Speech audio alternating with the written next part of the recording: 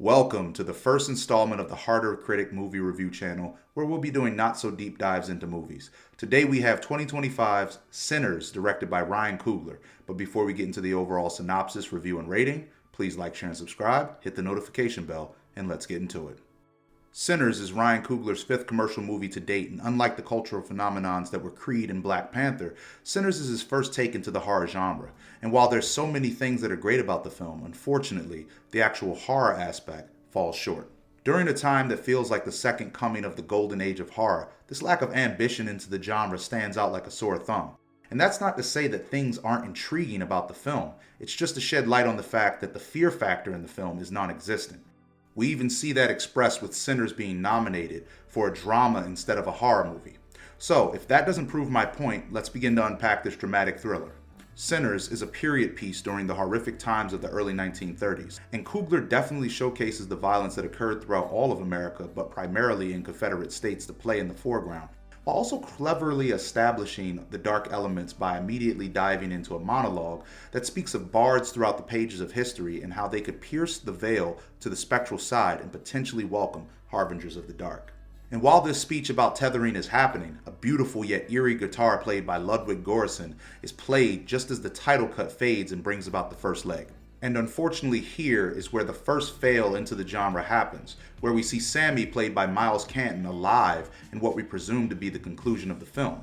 And much like the movie It, we're unfortunately shown bits of the end of the movie in the beginning. Me personally, I'm never too keen on horror movies doing this because regardless of what the main characters go through during the movie, we're left knowing that said character is going to make it out regardless. This way of storytelling often zaps the fear out of the film. We're eventually introduced to Smoke and Stack, played by Michael B. Jordan, who's great in this film so long as only one of the twins is on screen. I hate to nitpick, but the exchange of lines between twins feels unnatural with no interjecting lines over one another, and the scenes with both twins, one is either the standout or simply has no lines at all. As shown when the twins pick Sammy up and the first time Remick approaches the Juke. Admittedly, the film is a slow burn, with all of the first half being the gathering and introduction of characters that represent the seven deadly sins. Smoke, with his hard demeanor and no bullshit attitude, shooting a man in the ass in broad daylight and making good on his word, killing everyone who stepped foot on his land unauthorized and fully representing the sin with his authoritative relationship with everyone in the Juke. Stack, who represents greed, as shown when he belabors the point that the Juke joint's opening has to be tonight. If he took his brother's advice instead of insisting that they spearhead their plans, then they could have completely avoided the tragic events to occur. Next we have Mary, who represents envy. She's a mixed woman in the South that's not fully accepted by the blacks and most likely discarded and fetishized by the whites, seeking fellowship and love. And if anything stops this want for belonging, it's approached with animosity. Delta Slim, played by Delroy Lindo, who represents gluttony with his lack of control over his insatiable desire for alcohol. We see Stack play on his addiction by offering him more money and exotic booze for one night of service. Also, he himself says he drank too much of the Irish beer. Cornbread, who represents sloth, and throughout his outstanding role in this film, he's seen picking cotton where Stack disrespectfully offers him a job. He leaves his work duties not once, but twice at the cost of his own life. Grace, in my opinion, represents pride with her unwavering way of negotiating her cost and how she even expresses her expectations of certain characters like Smoke, implying to him, "Aren't you a soldier?" She even risks everyone's life to save her own daughter. Sammy and Pearline represent the sin lust. Pearline, being one of the most unforgivable characters in the film, is a married woman who leaves out at night in search of Sammy and cheats on her husband. Sammy's lust representation is obvious through Pearline, but that's low-hanging fruit. Instead, I'll focus on the blues being the grandfather of sexual music, like rock and rap, which has been widely shunned by tradition and upbringing for decades. Just as the movie begins to drag and perhaps stay too long on certain scenes and character development, the character that defines the genre of the film literally jumps on screen as the last glimpse of sunlight is shown and ends the first half of the film. Insert Remick, played by Jack O'Connell, who does a great job displaying that we never really know when Remick is telling the truth or lying. He says the Choctaw are trying to kill him, which is true from later findings, before saying they took his wife at the door, which normally would be a lie from any other villain, but Remick isn't like any other villain. We often use the term anti-hero, but Remick comes off more like an anti-villain in the film. It isn't until he hears the man at the door say a racial slur that he animalistically code switches, scanning every element inside the house before playing on the fallible natures of the two inside. I cannot stress enough the depth of this character and how layered he is. He's an Irish and ancient Catholic musical vampire that is held prisoner to the rules of the Balkan folklore, who's lost his connection to his roots, all the while living in a time where his own Irish families were also hunted in the 1930s. He despises the idea of hierarchy and wants to tear down any form of terrorism that divides people. He doesn't look at vampirism as a curse, but more as a way to bring people together forever. And as good as this character is, sadly enough, at the 45-minute mark, we finally get the first look into the categorized genre of the film, and just briefly, which is unfortunately common in the movie. Just about every time something scary is supposed to happen, the movie pulls away from the scene, once again zapping the fear from the movie. Inside the party, we're given, and I don't say this lightly, one of the greatest scenes in horror cinema where Sammy pierces the veil, showing the connection of the universal language of music through culture and rhythm. Not only is it an eargasm, it's a visual masterpiece as the dancers from multiple cultures and decades join under one roof. We're once again spoon-fed exposition, which I hate, but perhaps this monologue plays for the second time because the beginning drags a bit. As people inside give way to all of the world's ills, Ramek approaches the hootenanny and quickly is denied at the door by the main cast. The movie unfortunately begins to camp for a large portion of the film with multiple conversations at the doorstep, one involving an exchange with Annie and Cornbread that is one of the highlights of the film, where her spiritual awareness is in full display as Wound Me is in full form with the coldness and delivery of the lines in the scene. But more importantly, we get one of the best shots as Cornbread pulls himself off the ground with a bleeding hole in his face and glowing eyes as smoke is dragged back inside, which is probably the only actual horror in the film. So, with the main group stuck inside the juke and nearly all of the townsfolk turned by Remick, the film stalls while showing the telepathic abilities and hive mind possession of the bloodsucker with river dancing scenes and knowing details about the victims prior to turning them. And with all horror elements established, the movie feels like a Mexican standoff until Grace Chow reminds us that everyone that's down ain't down for you.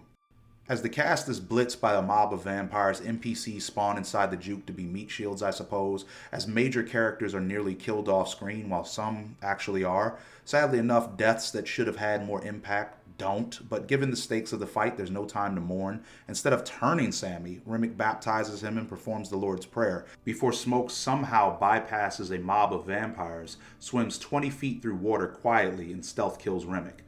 The sun rises, killing all vamps within its light, and Smoke is finally nice to his cousin for once. The movie completely abandons any sense of horror and becomes Mississippi Rambo while doing a poor job of masking the unpolished depths of the overdeveloped characters in the first half with anecdotal violence, before doing yet another repetitive callback in a beautiful scene, I might add, as Smoke sees Annie and his son and is reunited with his family in death. The guitar from the song Elijah plays, showing the duality of Sammy holding on to his sin and Smoke being freed by letting go of his.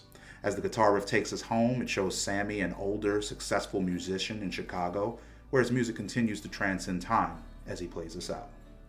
So, what are the pros? The movie's acting is superb. I want to highlight Michael B. Jordan playing two completely different people and making it believable. The scene on the road where Delroy just puts on a masterclass of acting in one of the most emotional and layered scenes in the movie about a story of Delta's friend Rice, who was falsely accused, lynched, and castrated publicly. Ryan Coogler, completely understanding the ebbs and flows of cinema, seamlessly brings us back to a very important element in the movie before the big bad is even ever established. He reminds you that there are monsters that exist under the sun, especially during the 1930s, where abductions and torturous floggings were commonplace. Insert the horrific and tragic stories of Claude Neal and Thomas Shipp. Most discourse around the film is made up by fans asking for more exposition, but in a good way. I've seen people want prequels about the twins, a series about the Choctaw, and even a Remick movie. The character development and world building is at Coogler's best in this film, and the humor throughout it isn't displaced. There's no wasted character in the film, and everyone has purpose that moves the chains. The performance in the movie by Wound Me and Delroy are outstanding, but to me, Jack O'Connell's Remick is the best thing about the film in my opinion. He's just the most layered character in the film and completely steals the show on arrival. The movie has great replay value and is a standalone project with a 10 out of 10 musical score to match the energy of the film. So, what are the cons? Well, plenty unfortunately. For one, the first leg of the movie, while I love long character development, it can feel like it drags a bit. And no, that doesn't mean after the climax of the film or the reveal of the genre it changes. Unfortunately, it becomes even more campy as the thread is established. There's a lot of hard cuts in the beginning of the film that feel off in contrast to how slow the pacing of the story's rollout is. The movie often repeats itself with monologues and scenes that spoon feed the viewer.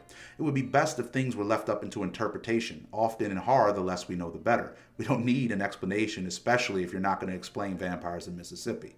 And while I do love the Balkan folklore, there's a bit of a contradiction that happens in the film.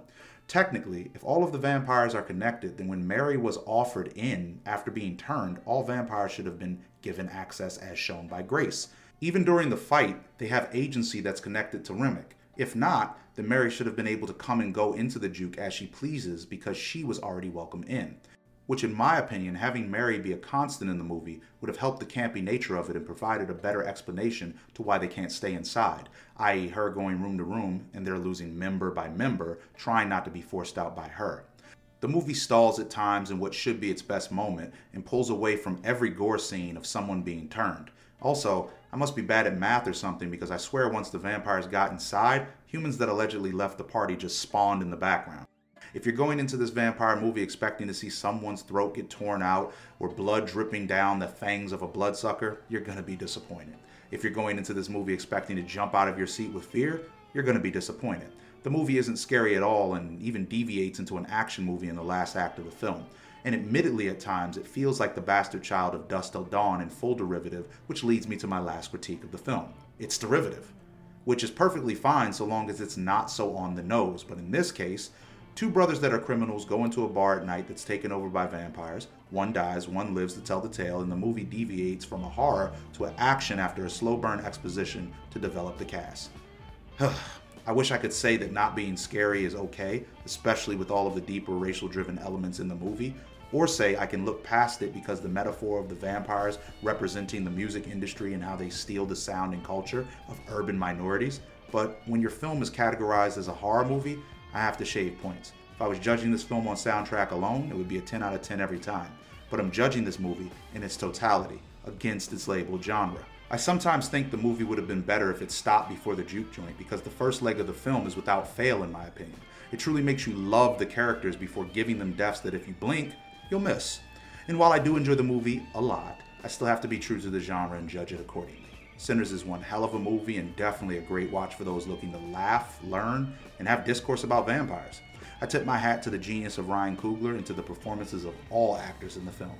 I'm going to give Sinners a solid 6.5 out of 10. If you enjoyed this video, please don't forget to like, share, and subscribe. Leave a comment of what you thought about the video or any movie that you would like to see me review next. As always, be well, and I'll see you soon.